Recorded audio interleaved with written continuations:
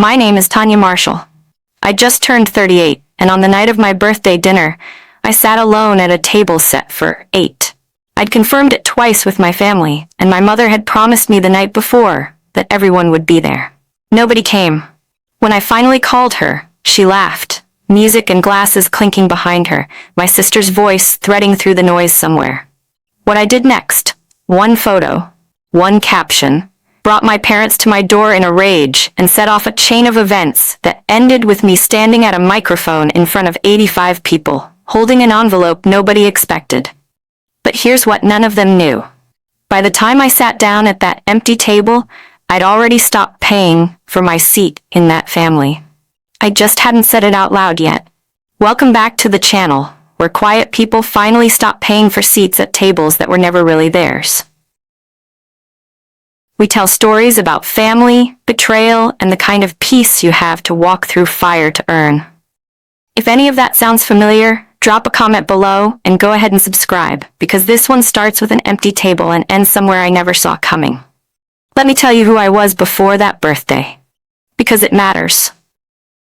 I'd been a pediatric ICU nurse for 14 years, mostly night shift, at a children's hospital just outside Atlanta.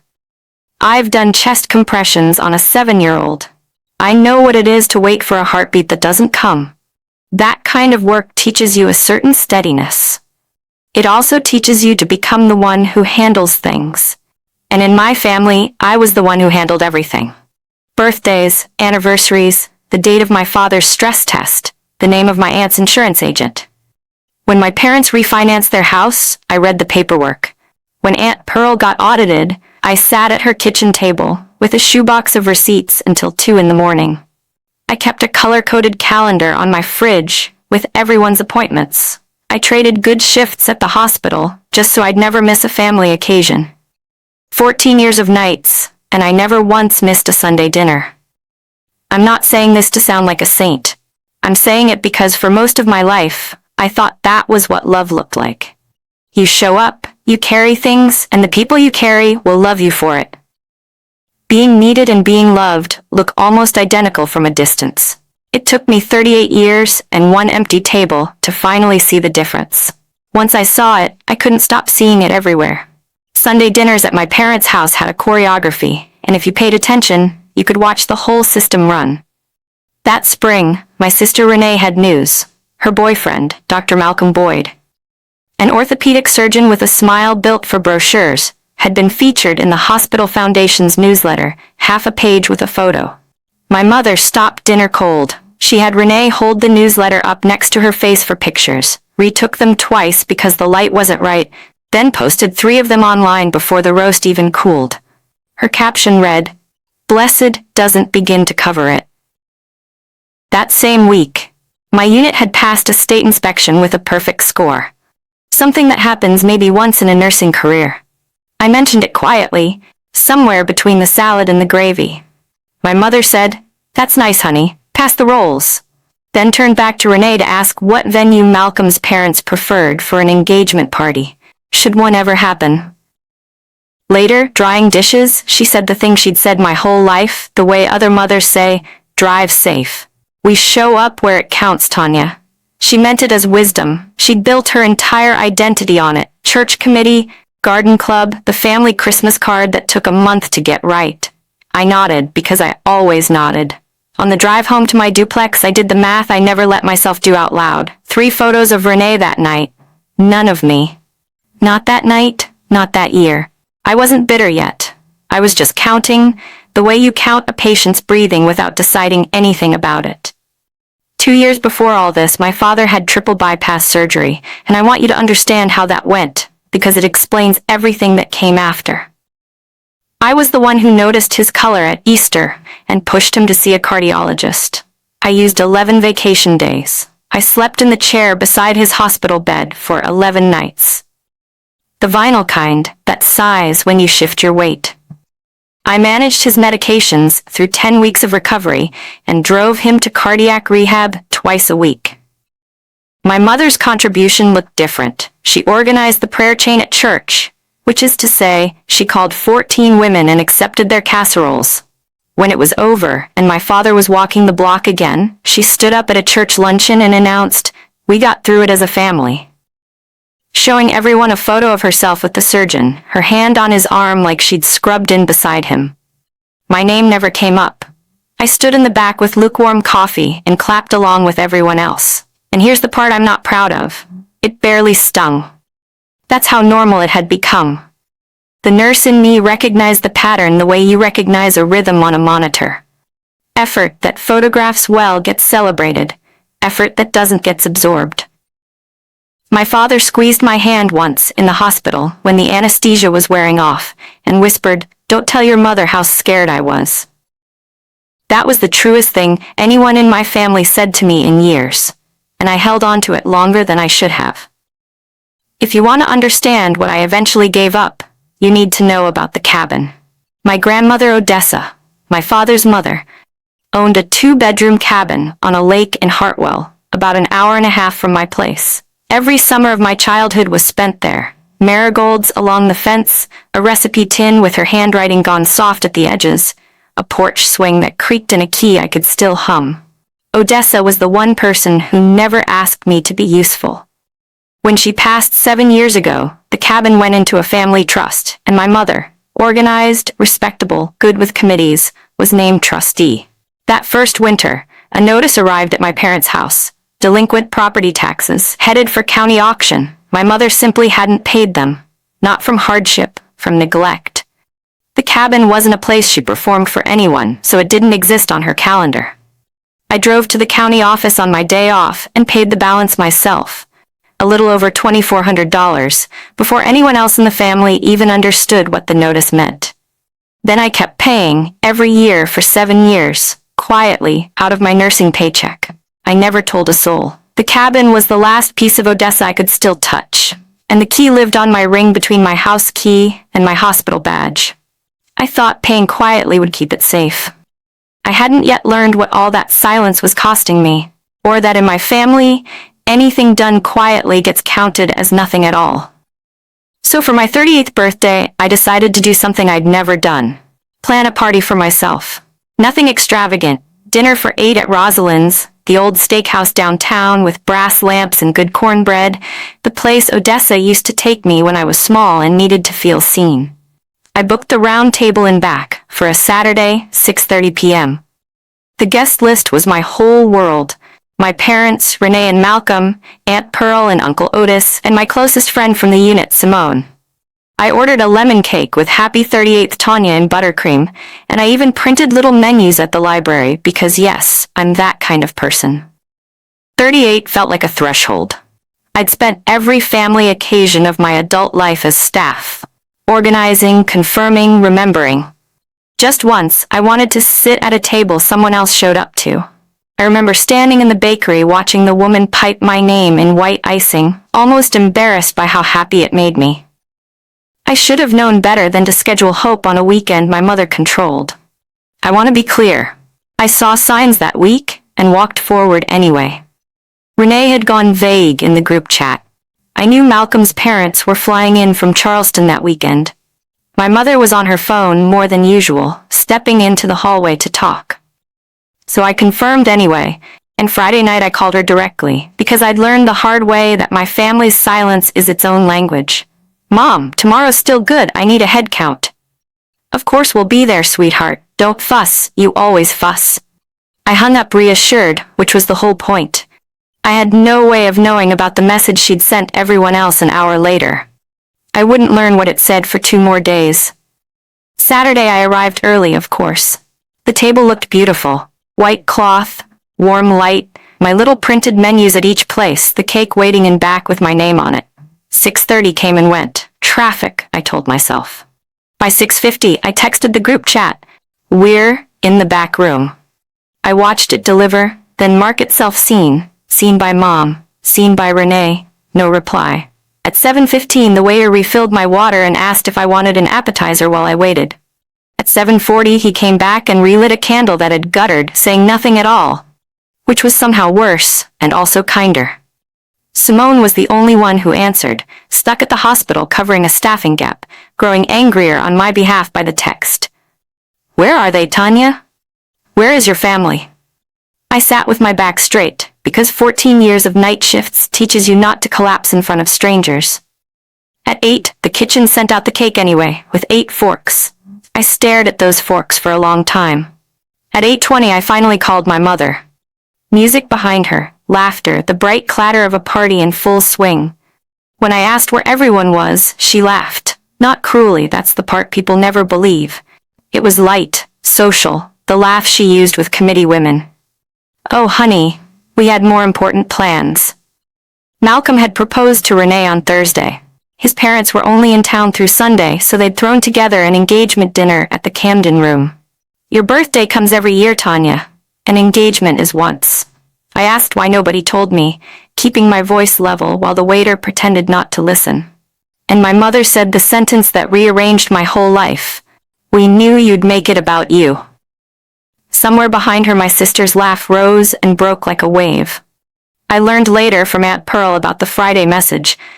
My mother had told the entire family the birthday dinner was being rescheduled. Don't mention it. You know how Tanya gets. They hadn't stood me up, not in their minds. They'd been managed. There was a version of that phone call where I said everything, 38 years of everything. Instead, I looked at the cake with my name on it and the 8 cold forks and I said, I understand. And I did. That's the thing nobody tells you about moments like that. The pain comes later. What comes first is clarity, cold and clean as instrument light. For the first time in 38 years, I understood my family completely. If you've ever sat at a table like that, set for people who chose somewhere shinier, I made this story for you. Tell me in the comments, what was the moment you finally understood your place in someone's plans? And if you want to know how 8 empty chairs became the fullest table I've ever had, stay with me, and go ahead and subscribe, so you don't lose this one. I didn't make a scene, because there was no one left to make it for. I tipped the waiter well, since he'd relit my candle and that deserved something. Boxed the cake, and then, standing by that beautiful useless table, I took a photograph. 8 empty place settings. 8 forks fanned around a lemon cake that said, Happy 38th, Tanya. The candle still burning. I didn't know yet what the photo was for. I only knew I needed proof, because I knew my family, and by Monday the story would already be softening. A misunderstanding, you know how Tanya gets. In my family the past was clay, and my mother was the potter. A photograph is fired clay. It keeps its shape. I carried my own birthday cake to my own car in the rain. My phone buzzed against my hip. Simone, 3 missed calls, then a text. Don't you dare drive home. Address incoming. Family is overrated. 40 minutes later, I stood in Simone's backyard under a string of cafe lights, holding a paper plate, while half the night shift sang happy birthday around a folding table. Simone had made exactly 4 phone calls from the break room. That's all it took. Someone brought fried fish. Someone brought a cooler and a speaker. Someone brought a card. The whole unit had already signed earlier that week, meaning this wasn't thrown together out of pity. They'd been planning to celebrate me all along, quietly, the way night shift does everything. We cut the Rosalind's cake on a picnic table with a plastic knife. It was, and I'll say this with a straight face, one of the best nights of my life. At some point, Simone raised a red cup and said, To Tanya, who shows up for everybody, tonight we show up for her. That was the whole toast. Nobody photographed a surgeon. Nobody mentioned a venue. I stood there under the cheap lights with buttercream on my thumb, finally naming the thing I'd been counting all my life without words for it. Nobody at that table had known me longer than 8 years.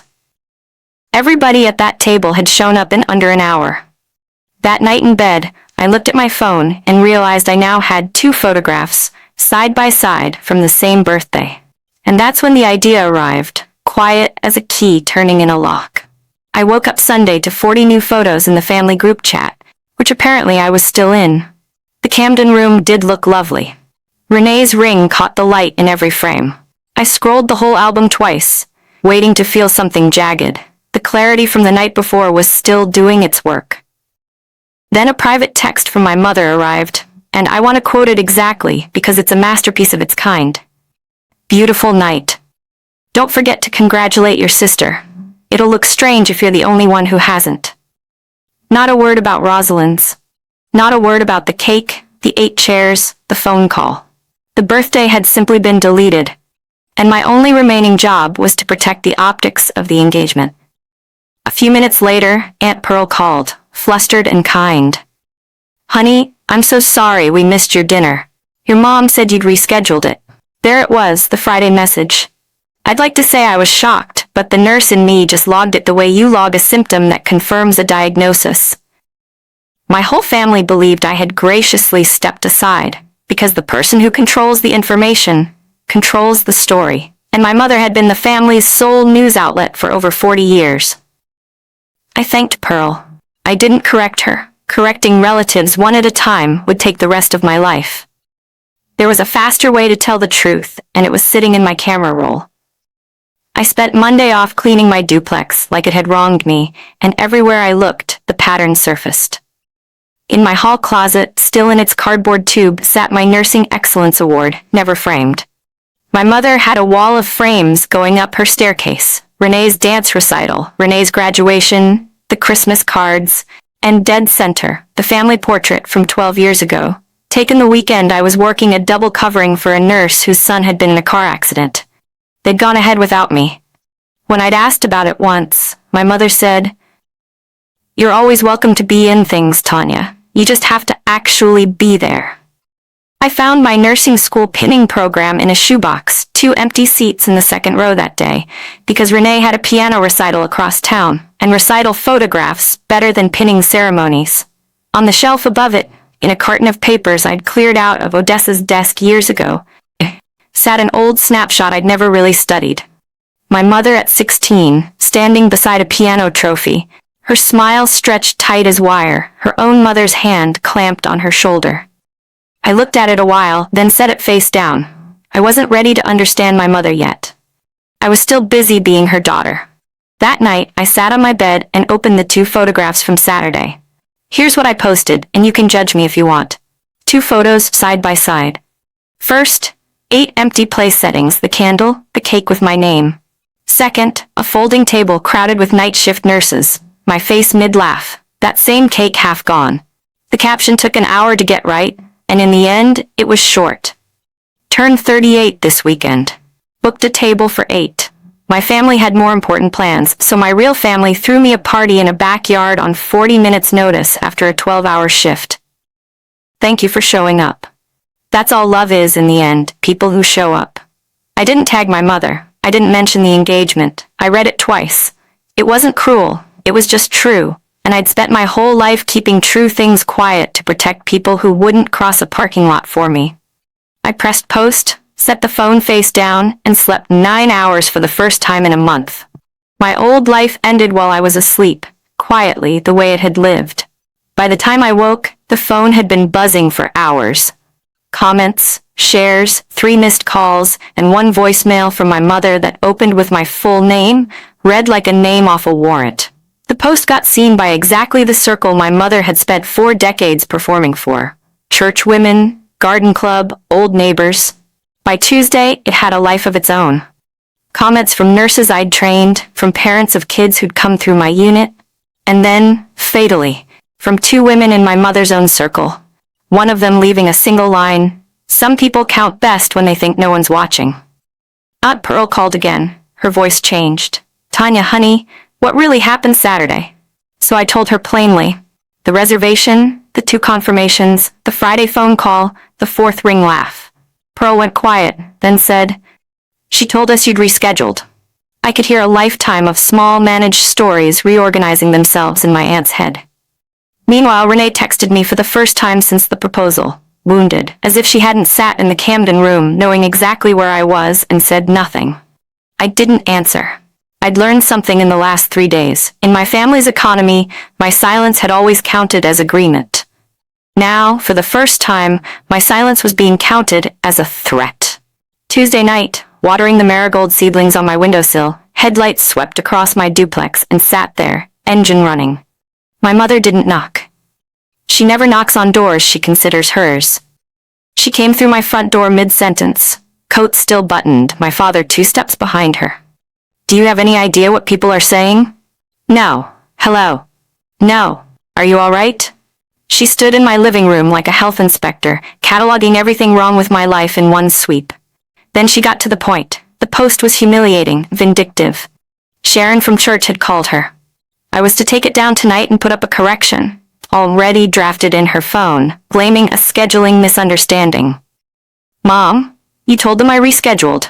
You told me you were coming. Both of those can't be true, and you wrote both of them. Something crossed her face. Not guilt, recalibration. There wasn't time to do both events properly. I wasn't going to let this family look divided on your sister's biggest weekend. There it was. Not sorry. Logistics. I looked past her at my father, who'd picked up the framed photo of Odessa on my bookshelf and was studying it like it required his full attention. It's my birthday photo, Mom, I said quietly. It stays up. My father set the frame down with enormous care and walked out to the car. My mother buttoned her top button and delivered her exit line like a woman leaving a tip. Take it down, Tanya, or you will regret what happens next. What followed was a masterclass. My mother didn't call me again. She went to work on everyone around me instead.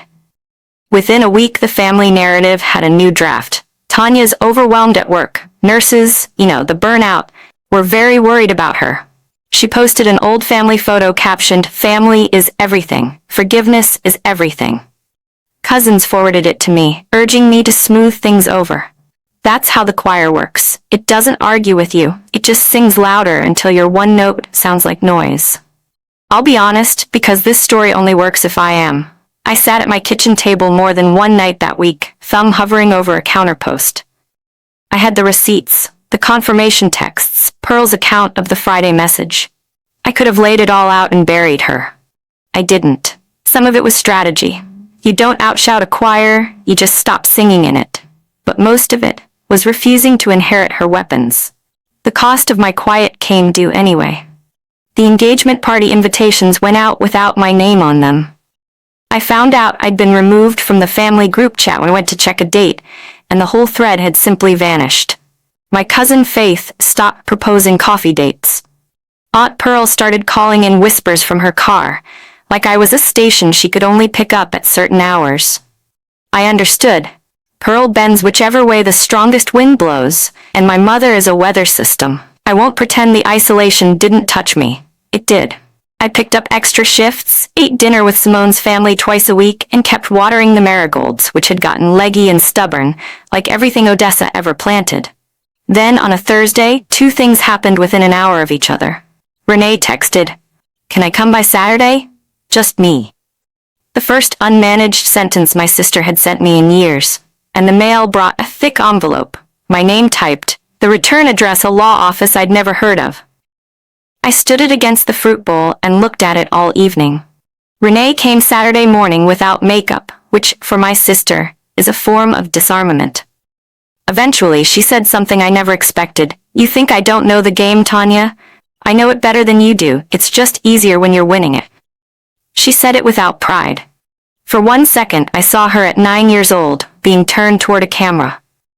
The offer she'd been sent to preview. My parents' 40th anniversary party next month. The whole family, everyone who mattered. There'd be a moment where I would say a few words. Something warm, something healing, an apology without the word apology, and everything would go back to normal. She left without seeing me open the envelope, which was a shame, because the envelope was the other half of the offer. The letter was from the attorney for the Odessa R. Marshall Family Trust. 3 paragraphs, courteous as a scalpel. The trustee, my mother, was evaluating the disposition of the cabin, in light of ongoing maintenance and administrative burdens. The letter noted that voluntary payments made by third parties conferred no ownership interest and no standing whatsoever. Third parties. I read it 4 times, standing at the counter. She knew. Of course she knew. 7 years of county tax records with my name on the receipts. My mother had never once mentioned it because unmentioned debts were assets in her economy too.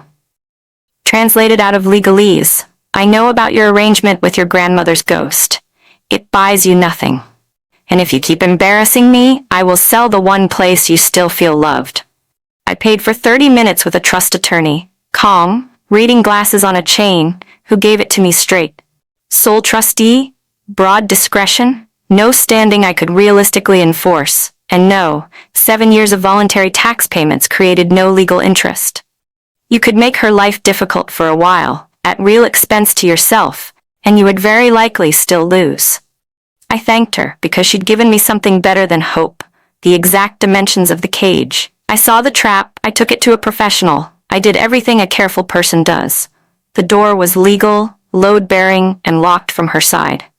My mother had found the one thing I still paid for in silence, and put a price tag where my grandmother's name used to be. Quick pause, because I know some of you are sitting with something like this right now. If love has ever been dangled over your head like a bill coming due, you know this feeling. Drop the word cabin in the comments if someone's ever held a place, or a person, hostage to keep you obedient. What I chose at that anniversary party still costs me, and I'd choose it again. Stay with me, and go ahead and subscribe if you haven't yet. That weekend, I went looking for the tax receipts, some part of me already assembling something I couldn't yet name. In Odessa's carton, behind the photo of my mother at 16, I found a letter, folded into thirds, never mailed, written by Odessa to her sister. It described my mother as a girl who'd practiced piano 4 hours a day, timed by her own mother, who cried if she placed second, from fear, not disappointment. I sat on my hallway floor and understood something I'd been dodging for a month. My mother wasn't born into a marketplace. She was raised in one. She'd survived by getting so good at the game that she never had to feel the losing side of it again, then raised her daughters inside it, the way people raise children inside a religion, because it's the only country they know. Understanding that didn't unlock a single door. It didn't make the trustee's letter kinder or the empty chairs less empty. It just settled one thing for certain. I wasn't fighting my mother. I was fighting the thing that had eaten her. Then my mother, sensing weeks of silence, changed keys. The Tuesday before the anniversary party, a text arrived, warm as fresh bread. "Sweetheart, this has all gone on too long, and it's breaking my heart. Come Saturday, say a few words from the heart. That's all anyone needs, and it's forgiven, all of it. I think you know the cabin should stay in this family for your children someday." I read it maybe 30 times. Every lever in it was fitted to a groove worn into me over 38 years. That night I sat at my kitchen table and wrote the apology. It took 2 hours, and it was good, gracious, warm, completely deniable. And here's what actually scared me, listening to my own voice. It was excellent. 38 years of practice will do that. I saved the draft. I told myself I was being practical. Then I went to work, and the night shift did what it always does. It told the truth. We had a 7-year-old on the unit that week, post-op cardiac. Her mother, maybe 26, sat every single night at 7 o'clock, holding her daughter's foot through the blanket because the wires made her afraid to hold anything else. Nobody was posting about it. No audience, no committee, no cake. Around 3 in the morning, I found her asleep sitting up, hands still closed around that small foot. Nobody was watching that woman love her kid. It counted anyway. It counted more than anything I'd seen in any ballroom. Standing there, I finally had the whole thing in one sentence. The sentence 38 years had been trying to teach me. Love you have to earn is just wages. That's all it is. And I had been the hardest working employee at a family business that was never going to make me a partner. I clocked out, sat in my car, and deleted the apology draft without rereading it. Then I texted my mother a short answer to her long offer. "I'll be there Saturday." She replied in under a minute. "Wonderful, sweetheart. Wear the navy dress." I could feel her filing the win. Let her file it. That evening at home, I did something small and irreversible. I worked the cabin key off my keyring, leaving a bare gap between my house key and my hospital badge, and dropped it into an envelope with 7 years of county tax receipts. I wasn't going to that party to speak from the heart. I was going to hand mine back. The Aldridge Country Club ballroom was my mother's masterpiece, architecturally speaking.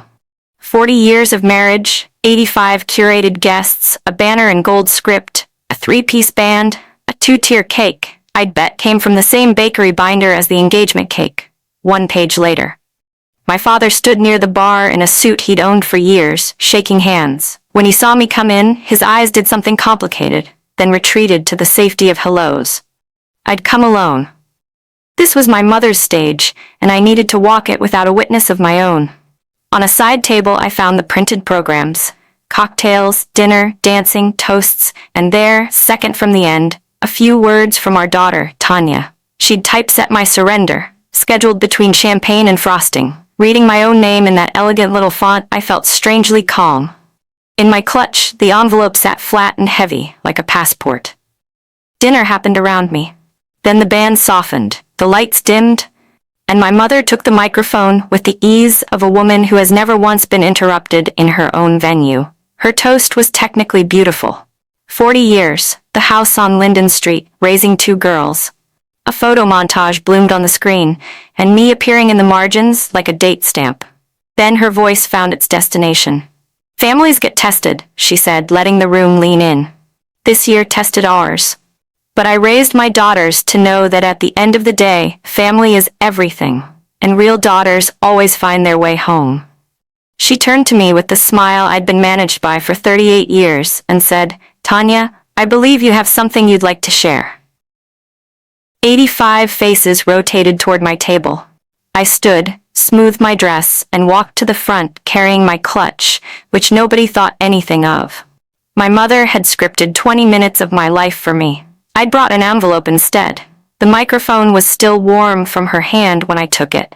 I kept my voice at the register I use at 3 in the morning with frightened parents, because that's the register truth likes.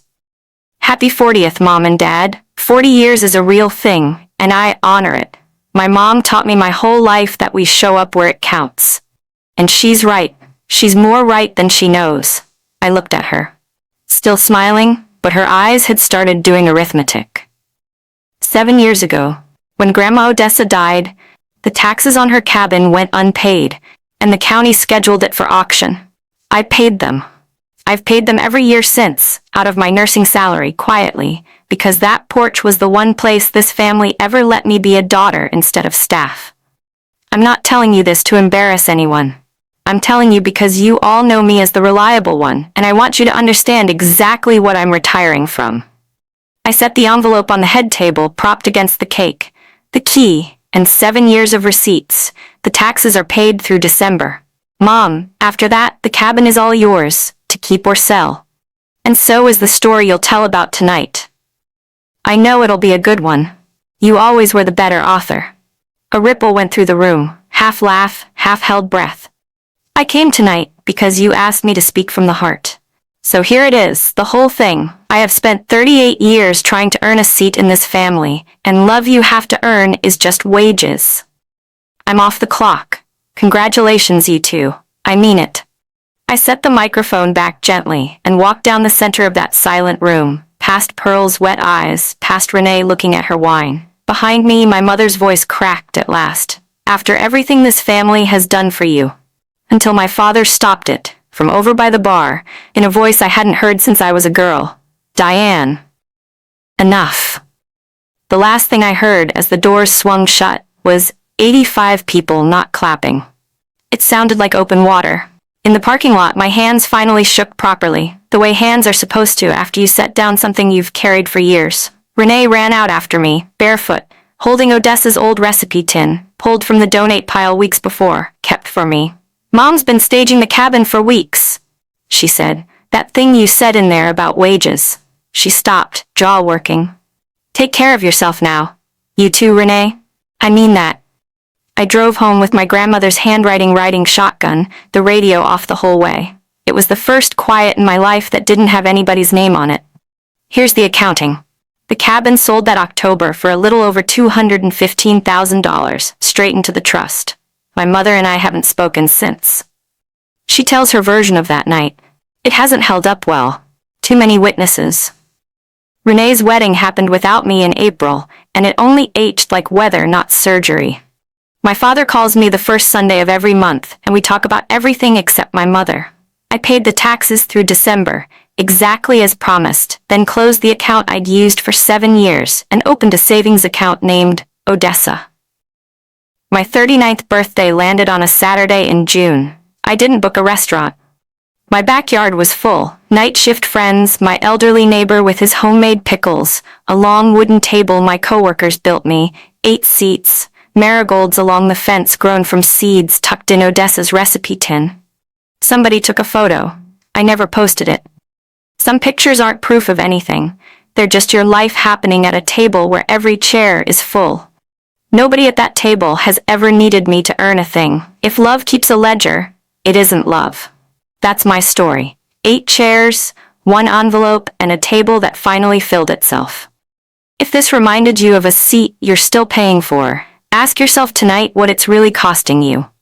Share this with someone who keeps showing up where it counts. Drop a comment, hit subscribe, and I'll see you in the next one.